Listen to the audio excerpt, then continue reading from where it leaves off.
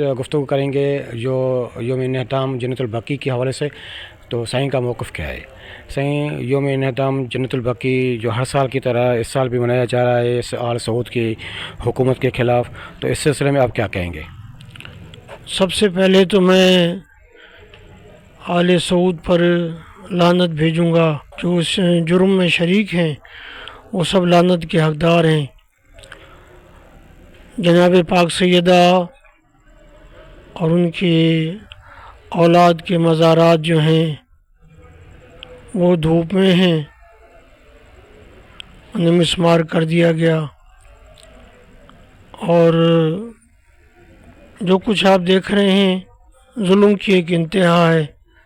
تقریباً اس کو 100 سال کے لگ بھگ ہونے کو آ گئے ہیں. یہ لعنت کے حقدار ہیں. جس کے لیے رسول تعظیم کے لیے کھڑے ہوتے تھے، آج اس سیدزادی کے قبر پہ سایہ بھی نہیں ہے. ہمارا یہی احتجاج ہے اور حکومت پاکستان سے بھی یہی مطالبہ ہے کہ سعودی حکومت کو فوری طور پر پاک معصوم کے مزارات کی تعمیر کے لیے ان سے بات کی جائے. سعودی حکومت کسینہ بنا رہی ہے، مندر بنا رہی ہیں اور ڈانس کلب وغیرہ بنا رہی ہیں، تو ان کو کیا جاتا ہے اگرچہ اس کو اجازت دے دیں کہ رسول کی بیٹی کے اوپر روزہ تعمیر کیا جائے؟ یہی تو ایک آل سعود کی سب سے بڑی بدماشی ہے، بغض ہے، کیناوری ہے، جو ان کو ان کے بڑوں سے ورثے میں ملتی آ رہی ہے.